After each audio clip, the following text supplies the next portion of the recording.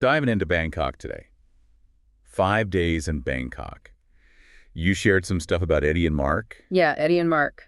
And I know these guys are like Southeast Asia experts, right? Oh, yeah, they've really got their finger on the pulse over there. I mean, Eddie's traveled and vlogged in over 18 countries, and Mark actually lived in the Philippines, Thailand, and Malaysia for like over 10 years. Wow. Yeah, and they were even recognized as like world's best travel vloggers No kidding. by Endless Luxury, so you know they're legit.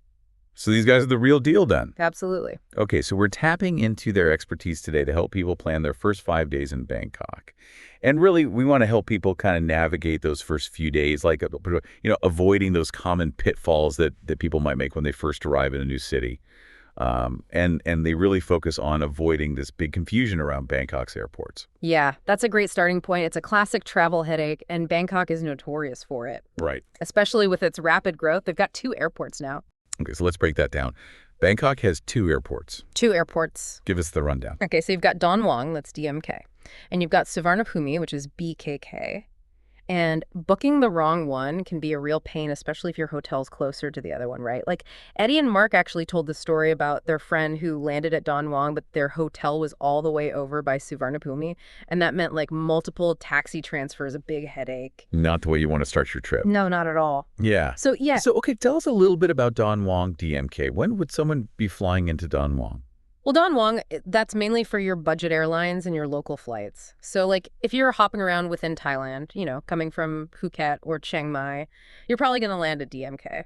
Okay, so the internal Thailand flights are going into DMK. What about Suvarnabhumi BKK? That sounds like the main international hub, right? Exactly. That's the big one.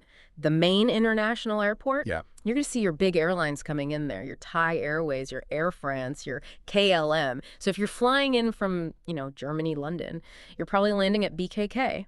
And actually, Eddie and Mark specifically recommend BKK for most international travelers because it's just got way better connections to those tourist areas. Right. That makes sense. After a long international flight, you want to get where you're going. Okay, so they also talked about Suvarnabhumi.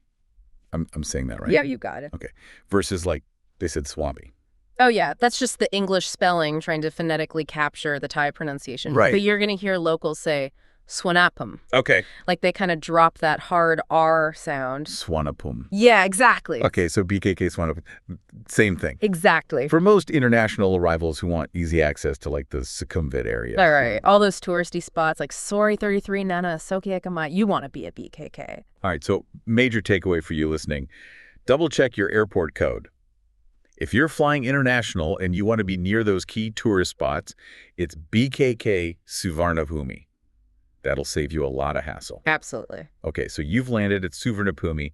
Mark talks about how great the transport links are from that airport.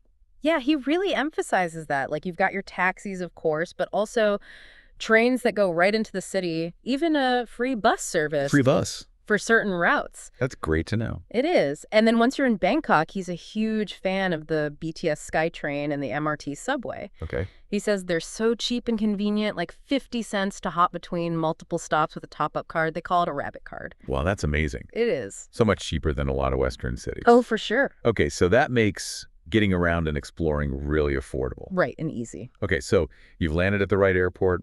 You've got your transportation sorted out. Let's jump into their itinerary for the first 5 days. So day 1, temples and the Grand Palace. Yeah. They recommend starting with Wat Tramit, which is the Temple of the Golden Buddha. Okay. It houses this just absolutely incredible, solid gold Buddha statue. Wow. Yeah. Eddie said it's amazing for photos. I bet. All right, so after that, you've seen the Golden Buddha. Where do they send us next? Okay, so next up is Wat Pho, Okay. the Temple of the Reclining Buddha. And this one's famous for its size. It's massive. The reclining Buddha statue is just huge. Wow.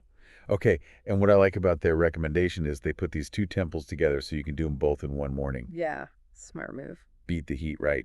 Exactly. Get it done before it gets too hot. And Eddie actually had a specific tip for this one. Okay. He said consider using a selfie stick. A selfie stick. Yeah, because the statue is so long that it's hard to capture the whole thing in a regular photo. Oh, that's a good tip. Okay, so day 1, Golden Buddha, Reclining Buddha, and do it in the morning to stay cool. Exactly. Smart. Okay, day 2 sounds like we're shifting gears a little bit. Yeah, day 2 is all about shopping and markets. Okay. So they specifically recommend checking out the night markets, Okay. like on Nut Night Market. On nuts? Yeah, Mark really loves this one. He talks about the street food being incredible and so affordable, like all sorts of exotic dishes, barbecue, fresh fruit, smoothies, noodles, cooked right there in front of you.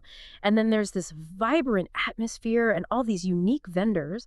Eddie even mentions seeing some places with tanks of fresh seafood. Tanks of seafood at a night market. Yeah, That but sounds like an experience. it does. It's just a really cool blend of local life and, tourist attractions. Yeah, and Eddie mentioned deep-fried food and squid.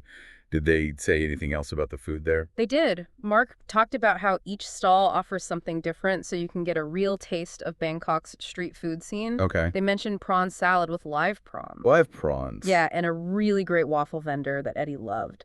So it sounds like the night markets are a real must-do. They are. It's a big part of Thai evening life.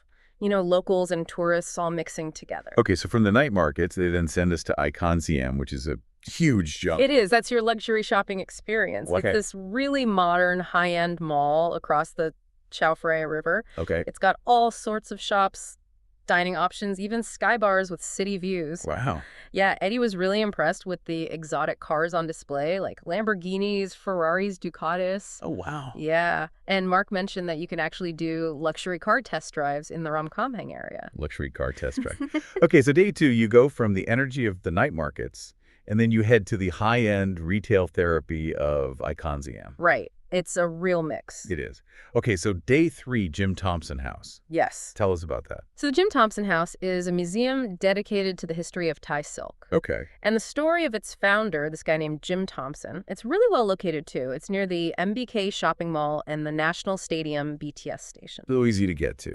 They talked about Jim Thompson being like a really interesting character. He was. He was an American architect who was like this huge figure in reviving the Thai silk industry after World War II. He created these really high-end fabrics, even designed traditional costumes for the Thai royal family.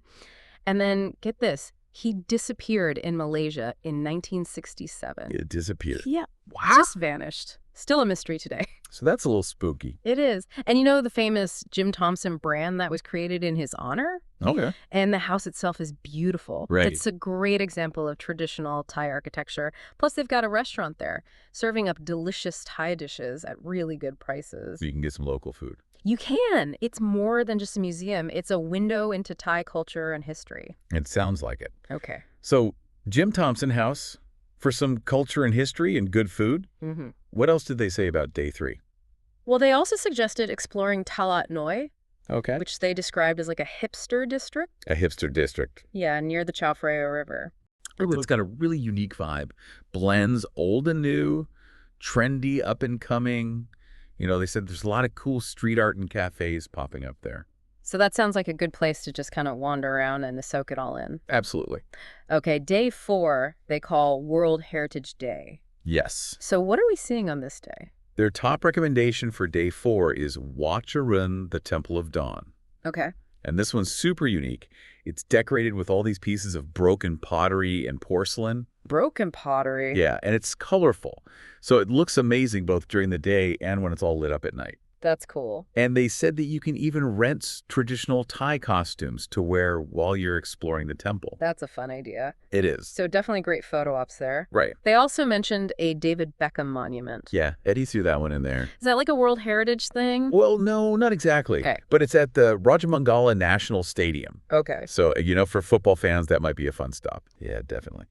Okay, so we're on for some unique culture and history and maybe a quick stop at the Beckham Monument for the sports fans out there. Now, day 5, they call it Family Fun or Nightlife Day. That's right. So that's catering to a couple of different styles. Exactly. So for families traveling with kids, they suggest checking out a local water park. Okay. And they said that the entry fees are way more affordable than similar attractions in other countries like the Caribbean. Oh, that's good to know. Yeah. Mark specifically recommended Siam Park, So Siam Park. also known as San Siam. It's about 45 minutes outside the city center, so you can get there by bus or taxi. Okay, so that's a good option for families to have some fun and cool off. Yeah. What about for people who maybe aren't traveling with kids? Well, Eddie and Mark suggest checking out Bangkok's nightlife. Right. They didn't go into specifics about bars or clubs, but, Bangkok is famous for its nightlife. Yeah. There's definitely something for everyone. Yeah. No shortage of options there. So Yeah. there you have it. We just did a deep dive into planning your first 5 days in Bangkok, courtesy of the amazing Eddie and Mark. Yeah, hopefully you're feeling a lot more prepared. Right. You know about the airport situation. You know how to get around the city. You've got a great itinerary to start with. Exactly. So from that crucial airport choice, BKK or Suvarnabhumi for those key tourist spots, Right. to the must-see temples like Wat Tramit and Wat Pho, Don't forget those night markets. the night markets, Like on Nut the Jim Thompson House, and Waterroon. What a Rune. So much to see. There is. And day 5 is flexible so you can tailor it to what you want to do. Exactly. And it's clear Bangkok is a city of contrasts. Yeah.